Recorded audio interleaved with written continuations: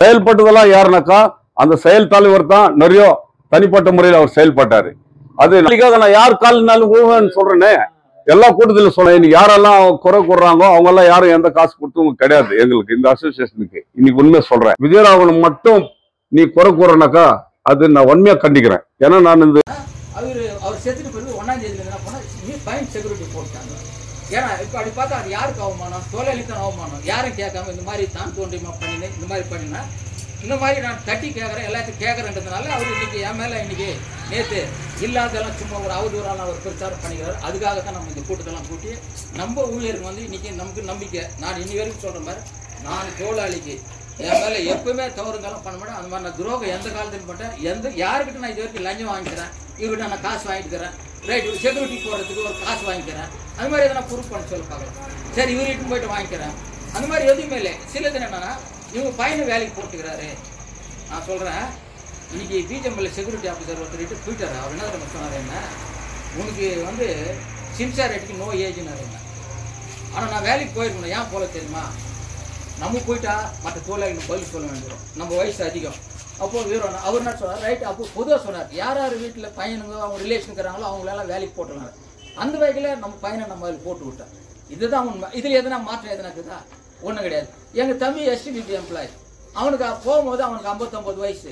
அவன் என்ன சொன்னான், அவன் எந்த தரப்புலையும் அவன் போகிறான். அது இவங்க தம்பியை போட்டுக்கிறாரு, பங்களா பிடிச்சிருக்கிறாரு. இதெல்லாம் ஒரு இதுவா? நீங்கள் எதுனா வாட்ட அவர் சொல்லிக்கிறதுல இதில் எந்த விதமான ஒரு சின்ன தப்பு நம்ம கையில் இன்னைக்கு அந்த மாதிரி நம்ம நேர்மை வேலை செய்யணும். நம்ம இறங்கி இருக்கணும். இந்த வேலையை கட்டாயம் இன்னைக்கு தொழிலாளி பண்ணுவோம். நம்ம நம்புறதே கடவுள் மாதிரி சின்ன மாளிகை சார். நாம அவர் என்ன சொல்ற அதான் நான் வழி செய்வேன். இன்னைக்கு அந்த கூட்டத்தை தடுக்கின்ற வகையில இன்னைக்கு தந்தி பேப்பர்ல கொடுத்துருக்கீங்க. அப்ப நீ என்ன பண்ணீங்கன்னா ஆபீஸ் வர கூப்பிட்டு எல்லாரும் பத்தி விஜயராகவன் மாதிரி பண்ற என்னை கூப்பிட்டு என்ன கேள்வி கேட்கணும். அதே நேரத்துல அந்த இவர் பண்ணிருன்ற என்ன கோர்ட் பேக்கல இல்ல என்ன அங்க அசிங்கமா பேசினாரு.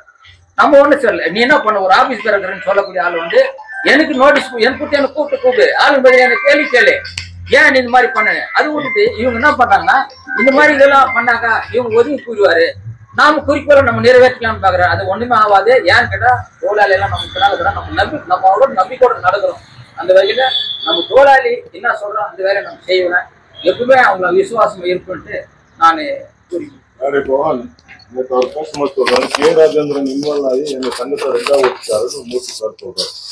அது வந்து தவறான இது.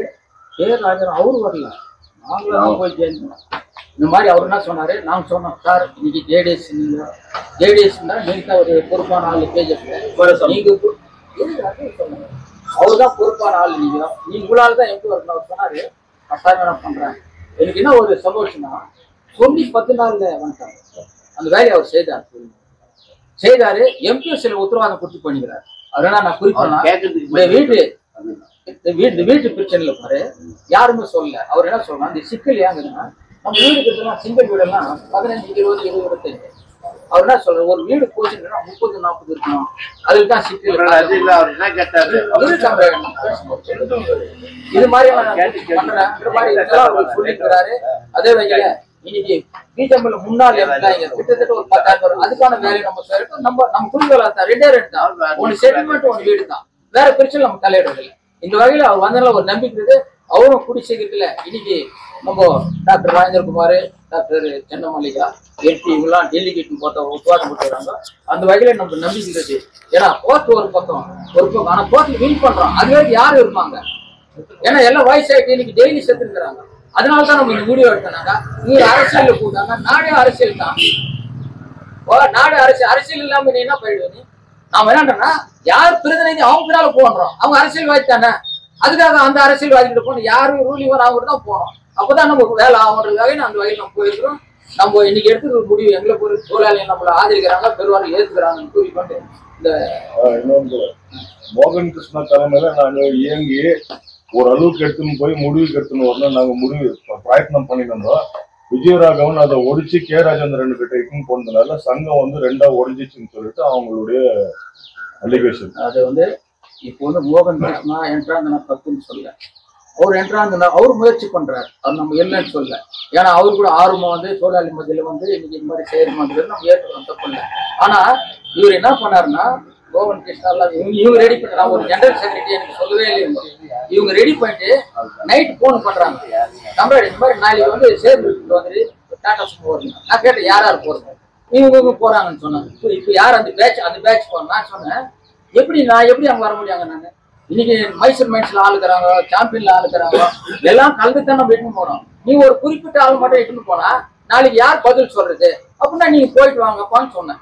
நான் போயிட்டு அவங்க எதிர்க்கலையே. நான் போயிட்டு வந்து கூட ஏன் போன நான் கேட்கல. இவ்வளோ மாதிரி நீ போயிட்டு வந்தப்போ ரேட் நல்லது முடியல நான் ஏற்றுக்கணும் நம்ம சொன்னோம். அதே மாதிரி போயிட்டு வந்தாங்க. இன்னைக்கு ஒரு 6 மாசம் கூட ஆச்சு, அது வேலை ஆகல. அப்போ நம்ம அதுக்கு மாற்று வழி பார்த்தோம். மாற்று வழி போனதுனால இன்னைக்கு வேலை ஆகிக்குது. அப்போ நம்ம தப்புன்னு சொல்லி இப்போ நம்ம கூட அவங்க போனது தப்புன்னு சொல்லி நம்ம வந்து போனது தப்புன்னு நம்ம சொல்லல. வேலை ஆகாதனால தான் இன்னைக்கு மாற்று வழி நம்ம பார்த்தோம். 24 வருஷத்துக்கு அப்புறமா ஒன்னா சேர்ந்தீங்க. ஒரு 4 வருஷம் கேஸ் நடத்துறீங்க. ஒரு கேஸ் ஜெயிச்சதுக்கு இப்ப 2ஆ ஒழிச்சிட்டீங்க. இன்னும் உங்களுக்கு பயணம் என்ன பண்ண போறீங்க சார்? இது வந்து 2 ஓடியே இல்லை. எங்க கிட்டதான் மெஜாரிட்டி தொழிலாளிங்க இருக்கிறாங்கன்னு சொல்றாங்க. இன்னைக்கு நாம சொல்றோம். நாம என்ன சொல்றோம்னா நாங்க ஒரு மீட்டிங் போட்டுறோம் ஜெனரல் பாடி. கரெக்டுங்களா? நீ அழைப்பு நீ கூட்டு நீங்க நிறைய வந்துட்டா நாங்க எல்லாம் முன்னாலே வந்துடுறோம். ஏன்னு கேட்டா இன்னைக்கு நம்மள கணக்கு பிரகாரம் பார்த்தா அவங்க பார்த்தா ஒரு 8-10 பேர் தான். இன்னைக்கு மெஜாரிட்டி தொழில் நம்புறது டாக்டர் ராஜேந்திரகுமார், டாக்டர் சென்னமலை. அதான் உண்மை. நாம அவங்க பின்னால் தான் நமக்கு ஒரு விஜயராக பின்னால கிடையாது. நம்ம இருக்கிறது அவங்க 2 பேர் தான். இன்னைக்கு இந்த அசோசியேட் இமேஜ் ஆனது காரணமே டாக்டர் ராஜேந்திரகுமார். இதான் உண்மை. அவர் இல்லைன்னா அந்த அசோசியேஷன் உருவாயிக்காது. 100 பேர் போட்டு 3 பேர் போட்ட வந்துட்டு தொழிலாளியே கிடையாது. இன்னைக்கு சென்னமாளிகா, டாக்டர் ராஜேந்திரகுமார் இவங்க தான் இது. நாம என்னன்னா அவங்க வழியில தான் இன்னைக்கு எல்லா தொழிலாளரும் போவோம். நம்ம ஒரு ஒழிக்கிறதுக்கு எதுவும் கிடையாது. நாம நம்புறதெல்லாம் அவங்க 2 பேர் பின்னாலும் நாங்க போவோம். ராஜேந்திரகுமார் நம்ம மீட்டிங் பண்ணிட்டாரு. அதே நேரத்துல ஜோசப் அவர் வந்தாரு. விஜயராகவன் நானும் போனேன். அப்புறம் பார்த்தா இவரு குணசேகர் வெளியே கால் நடக்க முடியாம வெளியே நின்றாரு. இது எல்லாரும் தெரியும். கார்ல வந்தாரு. அவர் கால் எடுத்துருக்கு. அதனால வேண்டி அவரும் வந்து போனார். நேத்து வந்தாங்க. அவரும் பார்த்தா பன்னீர் வந்து பாரு. இதுல வந்து மெம்பர் தான். அவருக்கு அசிஸ்டன்ட் செக்ரட்டரி கிடையாது. அவரு நோட்டீஸ்ல சும்மா ஒரு மரியாதைக்கு என்னத்துக்குன்னு நம்ம பண்ணா அவர் வந்து இல்ல. அவருக்கு வந்து மெம்பர்னா எல்லாமே மெம்பர் தான். 2000 பேர் மெம்பர் தான். அதுல ஒரு விட்னஸ்க்காக மெம்பர்னு வச்சுக்கிறாங்க. சேது சக்கரதா அடுத்த கட்ட என்னன்னா நாங்க வந்து இதுல வந்து முக்கியமா வந்து எக்ஸிக்யூட்டிவ் மெம்பர் நாங்க ரெடி பண்ணோம். ஒரு 30 பேர். அந்த 30 பேருக்கு என்ன நம்ம சொல்றோம்னா இதை வழி நடத்துறது அவங்களுடைய உத்தரவாதம் இல்லாம ஆபீஸ் வர யாருக்கும் செயல்படுறாங்க. எது இருந்தாலும் அவங்கள கேட்டுதான். இந்த அசோசியேஷன்ல எக்ஸிக்யூட்டிவ் பவர் தான் பவர். அவங்க என்ன சொல்றாங்க, நம்ம என்ன முடியும் அந்த அவங்ககிட்ட ஒப்புதல் பண்ணி தான் வேலை பண்ணணும். ஒரு பணி அந்த வகையில அது நம்ம எல்லா மைண்ட்ஸ் வாரியா எல்லா மைண்ட்ஸ் வாரியா பரவாயில்ல. எல்லாரும் சேர்த்து அவங்களுடைய கட்டுப்பாடு தான் அந்த இது நடக்கும். அதுதான் எந்த ஒரு குறையில்லாத தொழிலாளி எங்களை நம்பி இருந்ததுக்காக எல்லா வகையிலும் நாங்கள் பாடுபட்டோம். ஆனாலும் நாங்கள் யாருக்கிட்டையும் போய் எந்த காசுக்கோ அதுக்கு எதுக்கும் எனக்கு நிற்கல. இந்த காசை பற்றி பேசுறதுக்கு கூட நான் தான் அவங்களை கேட்டேன். யாரு கேட்டு வாங்க நீ 30,000 ரூபாய் அப்படின்னு கேட்டோம். அந்த கதையை விட்டுரு, ஜெனரல் செக்ரட்டரி சொன்னார் அந்த கதையை விட்டுரு அப்படின்னு சொல்லும்போது சரி விட்டாச்சு. ஆனாலும் எந்த ஒரு பிரச்சனைக்கும் நாங்கள் தான் காசு போட்டு ஆஃபீஸ் பேரில் போட்டுக்குவோம். ஆனால் இன்னைக்கு யாரெல்லாம் குறை கூடுறாங்களோ அவங்கெல்லாம் யாரும் எந்த காசு கொடுத்தவங்க கிடையாது எங்களுக்கு இந்த அசோசியேஷனுக்கு. இன்னைக்கு உண்மை சொல்கிறேன். அதே நேரத்தில் இன்னைக்கு வந்து சென்னமாளிகா வந்து ஃபர்ஸ்ட் நாங்கள் சந்திக்கிறது யாருன்னாக்கா இதே விசி கணேஷ், இதே மூர்த்தி, சேது, நான், மரியாதைக்குரிய விஜயராகவன், நம்ம ஓம் சக்தி, சண்முகம், மிஸ்ஸஸ் சண்முகம் ஓரண்டில் நாங்களாம் தான் போய் சந்திச்சது. அப்போ வந்து எல்லாத்தையும் கண்டுக்கின்னு எல்லா விஷயத்தையும் தெரிஞ்சுக்கின்னு எங்களோட வந்து பகிர்ந்துக்கின்னு எல்லாம் ஒரு வண்டிக்கு போனோம்னா கூட நாங்கள் தான் காசு போட்டு போவோம் பெங்களூருக்கு. மற்ற யாரும் காசு கொடுத்தவங்க கிடையாது. அந்த வகையில் இன்னைக்கு வந்து நாங்கள் வந்து இன்னைக்கு தொழிலாளிகள்லாம் வந்து ரொம்ப நம்பிக்கையான முறையில் ரொம்ப சந்தோஷமான முறையில் இந்த கேஸ் முடிஞ்சதும் ரொம்ப எதிர்பார்ப்பா இருந்தாங்க. அந்த நாளில் வந்து அவருக்கு ஒரு பாராட்டுன்னு பண்ணும்போது அந்த பாராட்டில் வந்து எந்த பொலிட்டிக்கலும் கலக்கக்கூடாதுன்னும் போது நாங்கள் அங்கிருந்து இட்டு வரும்போது தொழிலாளி சிலைக்கு மாலை போட்டு கொண்டு வரும்போது அந்த இடத்துல வந்து மோகன் கிருஷ்ணன் இட்டு வந்து சென்டரில் பூங்க வச்சு அவருக்கு ஒரு மாலை போட்டு அவரோட இணைச்சு இட்டுன்னு வந்தாங்க. நாங்கள் எதுவும் ஒரு குறையும் சொல்லியே அமைதியாக விட்டுட்டோம். சரி வரவும் வரட்டும் அப்படின்னு. அந்த மாதிரி எல்லாம் வந்து இருந்துட்டு எங்களோட இருந்துட்டு இன்னைக்கு வந்து ஒரு தனிப்பட்ட முறையில ஒரு பொது செயலாளர் விஜயராகவன் மட்டும் நீ குறை கூறனாக்கா அது நான் வன்மையா கண்டிக்கிறேன். ஏன்னா நான் இந்த அசோசியேஷன்ல நான் ஒரு துணை தலைவர். அந்த வகையில நான் அந்த மாதிரி பேசுறதுல நான் வன்மையா கண்டிக்கிறேன். இதுவரையிலும் எந்த ஒரு வேலை பண்ணாலும் எந்த ஒரு காசு செலவு பண்ணாலும் எங்களெல்லாம் கேட்காத அவர் செலவு பண்ண மாட்டார். அந்த 38,000 ரூபாய் என்ன வசூலாச்சு, 20 ரூபாய், அந்த 20 ரூபாய் வசூலா வந்த கூட எங்களுக்கு கணக்கு எல்லா கணக்கும் கொடுக்கணும் அப்படின்ட்டு எல்லாத்தையும் எடுத்து ரெடி பண்ணி வச்சுக்கிறோம். இப்போ அடுத்த முறை ஜெனரல் பாடி நடக்கும்போது எல்லா கணக்கும் வந்து தொழிலாளி மத்தியில எல்லாத்தையும் ஒப்படைக்குவார் ஜெனரல் செக்ரட்டரி. ஆனா எந்த வகையிலும் அவர் எந்த ஒரு குற்றமும் செய்யல, எங்களை செய்யாத எதுவும் செயல்படல. ஆனா செயல்பட்டதெல்லாம் யாருனாக்கா அந்த செயல் தலைவர் தான் நிறைய தனிப்பட்ட முறையில் அவர் செயல்பட்டாரு. அது அவருக்கே தெரியும். அது நாங்களும் எத்தனை முறை உண்மையா கண்டிச்சுக்கிறோம் அவரை. நீ இந்த மாதிரி எல்லாம் இந்த மாதிரி தேவையில்லாதவங்களெல்லாம் வச்சுக்கிட்டு நீ போற வர இல்லீகலா ஏதோ ஆபீஸ்ல எல்லாம் உங்க பேர் அடிப்படுறது தொழிலெல்லாம் என்கிட்ட கம்ப்ளைண்ட் பண்றாங்க வானா அப்படின்னு கூட நாங்க சொல்லிக்கிறோம். அது மாதிரி நாங்க யாருக்கு என்ன பண்றோம் ஏது பண்ணிக்கிறோம் அது மாதிரி பண்ணிக்கிறோம் இப்படியெல்லாம் ஒரு பேசுவாரு. ஆனா நாங்க யாரும் எல்லாமே அவர் கூட இருக்கிறவங்க கூட எல்லாமே நல்லவங்க தான். இன்னைக்கு பன்னீராகட்டும் மற்றவங்களெல்லாம் எல்லாம் நல்லவங்க தான். ஆனா இவரு தான் இன்னைக்கு வந்து இதை வந்து பிளவு பண்ணி பண்ணுகிறாரு. இன்னைக்கு வந்து அது வந்து இப்போ அதுதான் இதுக்கு பிளவு அப்படின்ட்டுன்னு கே ராஜேந்திரன் ஏன் பிளவு பண்றாரு? நாங்க தான் அவரு போய் அணுகி அவரு மூலியமா நம்ம பயனடைனதுக்காக தான் நம்ம போய் கேட்டுக்கிறோம். ஏன்னா சப்ஜெக்ட் பேசக்கூடாதுன்னு சொல்லிட்டு நான் சொல்றேன். ஏன்னா நானும் ஒரு காங்கிரஸ்காரன். இன்னைக்கு கே ராஜேந்திரன் மற்றும் ஜேடிஎஸ் எம்பி எல்லாம் சந்திக்கிறாங்க. ஏன் தொழிலாளிக்காக நான் யார் காலினாலும் ஊழன்னு சொல்றேனே, எல்லா கூட்டத்திலும் சொல்றேனே. தொழிலாளிக்காக என்ன ஒரு நண்பன் வருதுனாக்கா அதுக்காக நான் காலில் கொடுக்கறதுக்கு தயார். நான் அந்த சமயத்துல நாங்க கே ராஜேந்திரன் எங்களுக்கு உறுதியான ஒரு மொழி கொடுத்தாரு. எங்களுக்கு அந்த முடிவின் பேர்ல தான் இன்னைக்கு ஒரு எம்பி வர வச்சாரு. ரொம்ப அருமையா எக்ஸ்பிளைன் பண்ணாரு கே ராஜேந்திரன். அதாவது எங்களுடைய அட்வொகேட் அவருக்கு எல்லாத்தையும் எடுத்து சொல்லி கூட கே ராஜேந்திரன் ஒரு சப்ஜெக்டா அழகா கன்னடத்திலையும் இங்கிலீஷ்லயும் தமிழ்லயும் நம்ம ஜனங்களுக்கு புரியுற மாதிரி தமிழ்லயும் எல்லா 3 பாஷையிலையும் எல்லாருக்கும் எடுத்து சொன்னாரு. இன்னைக்கு அவர் வந்து நாங்க உண்மையிலேயே வாழ்த்த வேண்டிய ஒரு சூழ்நிலை இந்த நாள்ல. எங்களுக்குன்னு ஒரு உறுதுணையா எங்களுக்கு எல்லாத்துக்கும் ஒரு சப்போர்ட் ஆகிறாருனாக்கா அது கே ராஜேந்திரன். அதனால இன்னைக்கு நடக்க போற காரியம் கூட யாரும் எங்களுக்குள்ள எந்த பிளவு கிடையாது. அந்த பிளவுன்றது வந்து நாளைக்கு ஜெனரல் பாடி வைக்கிறோம் பாரு, அந்த நாள்ல முடிச்சுக்கிட்டோம். யாரு தலைவர் யாருன்னா நிக்கலாம், அன்னைக்கு யாருன்னா வந்து போட்டி போடலாம்.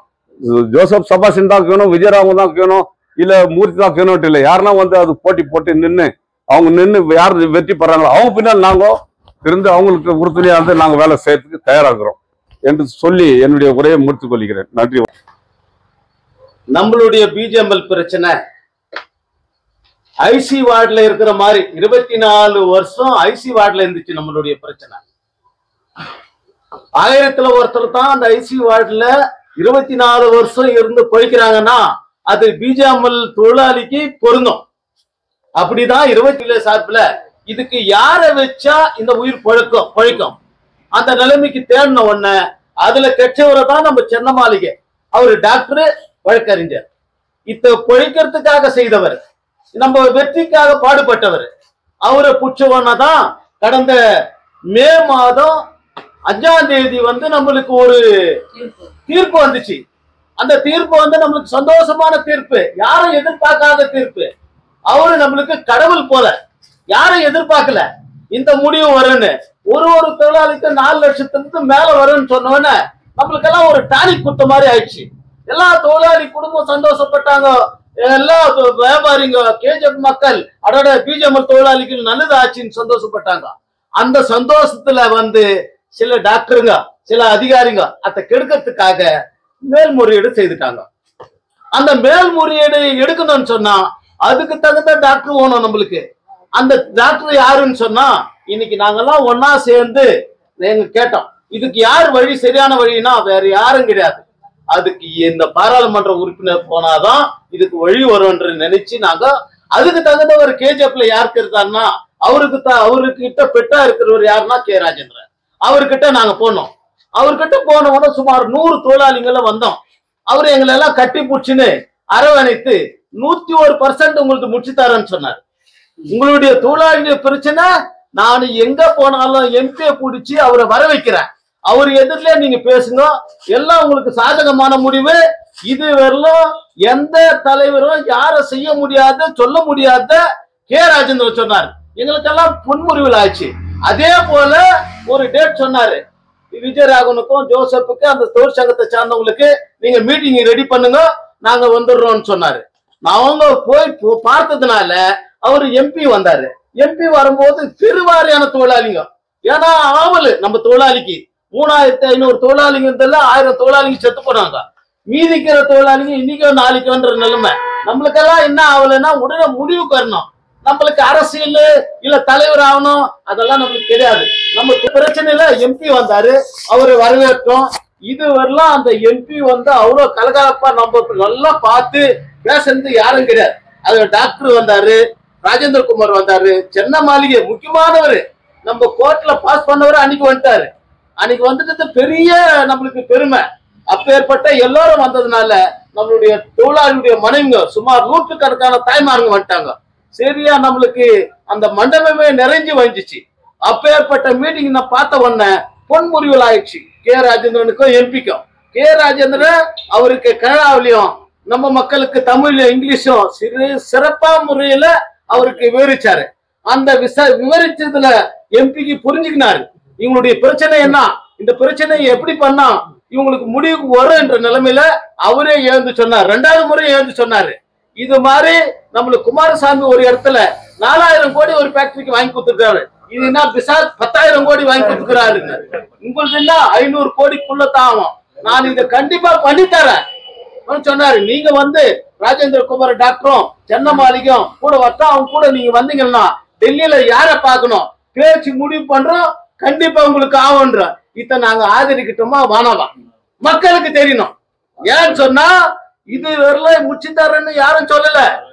முடிவு கட்டத்துல வரும்போது நம்மளுக்கு ஸ்டக் ஆயிக்கிற பிரச்சனையில முடிச்சு தரேன் 101% முடிச்சு தரேன்னு சொன்னவரு அவரு குறை சொன்னா அவர் தொழிலாளியே இல்ல. இன்னைக்கு எல்லோரும் எதிர்பார்க்கறது வந்து மக்களுக்கு எதெல்லாம் கிடைக்குமான்னு தான். அந்த கிடைக்கிறத வந்து கே ராஜேந்திரன் மூலியமா எம்பி பண்றாருன்னா கே ராஜேந்திரன் திட்டினா நீ இந்த தொழிலாளியே இல்லைன்னு தான் நாங்க சொல்லுவோம். துரோகம் தான் அது. கே ராஜேந்திரன் முன்னால வந்தாரு. அந்த அன்னைக்கு கூட அந்த மீட்டிங்ல வந்து ஒரு 8-10 பேரு அந்த ஜனதா தள கொடியை போட்டுக்குன்னு வந்தாங்க. உடனே இறக்கி வச்சாரு. இது வந்து தொழிலாளியுடைய பிரச்சனை, தொழிலாளியுடைய மீட்டிங், நீங்க எல்லாம் இருக்கக்கூடாது கீழே போங்கன்னு பெரிய பெரிய தலைவரை கீழே தொடுத்துனாரு. அப்பேற்பட்ட தலைவர் நம்மளுக்கு வேணுமா இல்ல வேற தலைவர் வேணுமா? இன்னைக்கு முடிவுக்கு வர மாதிரி நம்மளுக்கு வந்து இந்த பிரச்சனை வேற, இந்த தொழிற்சங்க பிரச்சனை வேற. இன்னைக்கு வந்து விஜயராகவன் அவருடைய குறையெல்லாம் சொல்லியிருக்காரு. நம்மளுக்கு தொழிலாளிகளுக்கு வந்து தொழிலாளிகள் பிரச்சனை முடியலன்னா பெருவாரியான தொழிலாளிகள் இங்கதான் ஆதரிக்கிறாங்க. அப்பேற்பட்ட ஆதரவு இருக்கின்ற நிலையில இன்னைக்கு முடிவு வர நிலைமையில நம்ம இருக்கிறோம். அந்த முடிவு வர வரலும் நம்ம எல்லாம் ஒற்றுமையா இருந்து, நாங்க உன்னை வந்து குறை சொல்லல. என்னுடைய அன்பு நண்பர் பன்னீர் கிட்ட கூட சொன்னேன், இந்த நோட்டீஸை வச்சுக்கின்னு அன்னைக்கு மீட்டிங் அன்னைக்கு பன்னீர் என்ன பண்ணிக்கிறீங்க நீங்க, தயவு செய்து அந்த மீட்டிங்க்கு வாங்க. அவருக்கு தன்னிச்சையா போட்டு நோட்டீஸ் போட்டு இருந்தாருன்னா அவர் பேரை போட்டிருப்பாரு. அவர் பேரை போடல. உங்க தொழிற்சங்கம் எல்லாரும் ஓப்பனா விட்டுருக்காரு. யாரா வந்து கலக்கலாம், நீங்க கூட வந்து கலக்கலாம், மூர்த்தி கலக்கலாம், வேற யாரும் கலக்கலாம், எல்லாரும் கலக்கலாம். நீங்க தயவு செய்து மூர்த்திக்கு போன் பண்ணி எல்லாரும் வரவைங்க. இல்ல விசி நான் போன் பண்ண எத்தனை முறை போன் பண்ணா போனை எடுக்கல. நான் சொன்னேன் நீ டைரக்டா யாருக்குன்னா விட்டு அனுப்பு, இந்த மீட்டிங்ல கலந்துங்க. நம்மளுக்கு வந்து பிரச்சனை முடிவு வரணும். நம்ம வந்து பிரிவினை வேணாம். நம்மளுக்கு பிரச்சனை முடிஞ்சு தொழிலாளிக்கு கிடைக்க வேண்டிய பணம் கிடைக்கிறதுக்கு நம்ம முடிவு முடிச்சா பாடு பண்ணணும்னு தான் நம்ம சொல்லியிருக்கோம். இன்னைக்கு விஜயராகவன் எவ்வளவு ராவு பகல் இல்லாத மக்களை சேர்க்கிறாரு. பிரச்சனை முடிவு பண்றதுக்காக எப்படி பண்ணணுமோ அப்படி பண்றாரு. அவருக்கு ஆதரவு வைக்கிறார் ஜோசப். அதே போல இன்னைக்கு ஆபீஸ் பேர்ல இருந்து 4 பேர் அவங்க கிட்ட இருக்கிறாருன்னு சொல்லியிருக்காரு. உண்மையிலே நீங்க சரியான முறையில எங்களை வழிநடத்தி போனா உங்க பின்னால என்னைக்கு இருப்போம் என்று கேட்டுக்கொண்டு எனக்கு வாய்ப்பு தந்து வைக்க ஒர்க்கிங் பிரசிடென்ட் கூப்பிட்டு வா வாங்க எனக்கு போன் பண்ணுவாரு, அடிக்கடி போன் பண்ணுவாரு. நீங்க வாங்க விஜயராகவனை வச்சு சமாதானம் பண்றோம் அப்படின்னு சொல்லிக்கிட்டே நாங்க வர்றதில்லை அப்படின்ட்டாரு. என்னுடைய கருத்து என்னன்னு சொன்னா, இங்க இருக்கிறவங்க எல்லாம் ஒரு அரசியல், கம்யூனிஸ்ட், காங்கிரஸ், பிஜேபி எல்லாம் இருக்கிறாங்க. தொழிலாளிக்கு நல்லதாகணும். திடீர்னு சாவாகுது, செத்துறாங்க, எல்லாம் செத்துறாங்க. எப்ப கிடைக்கும் இந்த பணம் என்று கண்ணீர் செஞ்சுருக்கிறாங்க எல்லாம். ஆகவே யாரும் நம்மளே வந்து கூப்பிடல, நான் முடிச்சு கொடுக்குறேன் இந்த கேஸை நீங்க வாங்க அப்படின்னு சொல்லி யாரும் கூப்பிடல. நமது மதிப்புக்குரிய கே ராஜேந்திரன் தான் நாங்க போய் அணுகும் போது கண்டிப்பா 100% நான் முடிச்சு கொடுக்குறேன் அப்படின்னு சொன்னாரு. அரசியல் பார்த்து போல தொழிலாளி செத்துறான், தினம் செத்துறான், கஷ்டம் மீன் கடை கொடுக்கணும், காய் கடை கொடுக்கணும், பசங்களுக்கு கல்யாணம் ஆகணும், வீடு கட்டணுன்ற ஏக்கத்துல ஜனங்கள்லாம் தவித்து கொண்டுக்குது. கண்ணீர் புருஷனால எழுந்துட்டு கண்ணீர் சிந்துறாங்க. அதுக்காக நம்ம விஜயராகவன், மதிப்புக்குரிய விஜயராகவன் யாருக்கிட்ட அவர் கம்யூனிஸ்ட்ல இருந்து வந்தவர். அடுத்து சொல்றது யாரும் கோச்சுக்காருங்க. அவர் கம்யூனிஸ்ட்காரன் யாருக்கிட்டையும் காசு வாங்குறது இல்லை. காசு வாங்காத அந்த எவிடன்ஸ் டாக்குமெண்ட்ஸ் எல்லாம் அவர் தான் தயார் பண்ணி இந்த கேஸுக்கு உறுதுணையாக இருந்தவர் நமது ராஜேந்திரன், இது விஜயராகவன். ஆகவே தொழிலாளி மத்தியில பிளவுபடுத்தி இது கிடைக்குமா கிடைக்காதான்னு இந்த நியூஸை பார்த்து ஜனங்க ரொம்ப பேஜார்படுறாங்க. அதனால நம்ம என்னன்னா எலெக்ஷன் நீ யாரை கேட்டு தேர்ந்தெடுத்தீங்க, இவர் கோச்சுக்கணும் அவர் கோச்சுக்கிட்டோம், நீங்களே வச்சுக்கணும் ஆபீஸுக்கு பேர சார். தொழிலாளி தேர்ந்தெடுக்கட்டும், தொழிலாளி மீட்டிங் போட்டு நீங்க கொடுவாங்க. உன்னை தேர்ந்தெடுத்தா நீ இரு, இவங்களை தேர்ந்தெடுத்தா அவங்க கிட்டோம். இதுல யாரும் கருத்து வேறுபாடு எல்லாம் ஒன்னா சேர்ந்து எலெக்ஷன் வச்சு யாரு வெற்றி பெறாங்களோ அது தொடர்ந்து அவங்க செய்யட்டும் சார் இந்த வேலை. அதான் நன்றி சார், ரொம்ப நன்றி.